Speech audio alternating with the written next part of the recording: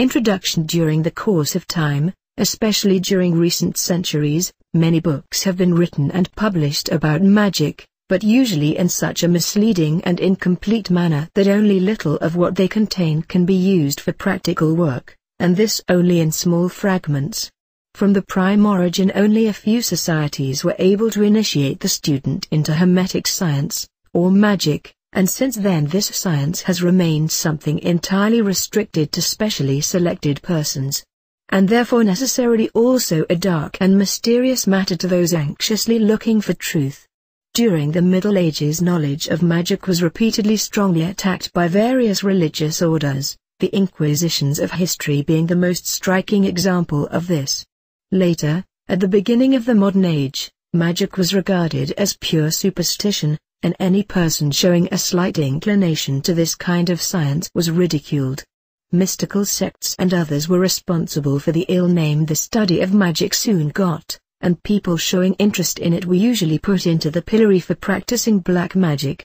True magic was taught in the oldest prophetic schools and in secluded circles to which only initiates had access.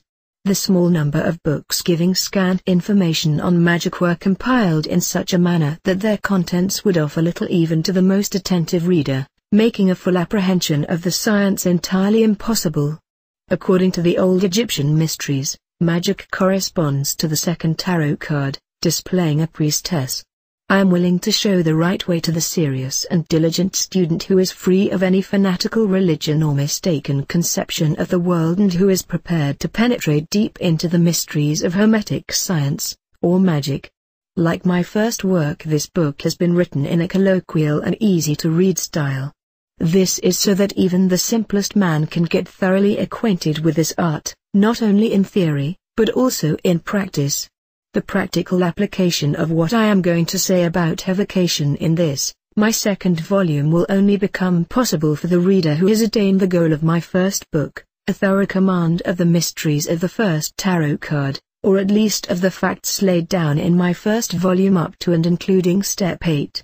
Only then will the reader be able to achieve satisfying results. If I succeed in paving the way for the reader who has worked through my first book, so that he gets satisfying results in his work, the aim of this book has been fulfilled. But even the reader who intends to deal with this secret science only in theory will find in this book an enlargement of his theoretical knowledge. The author,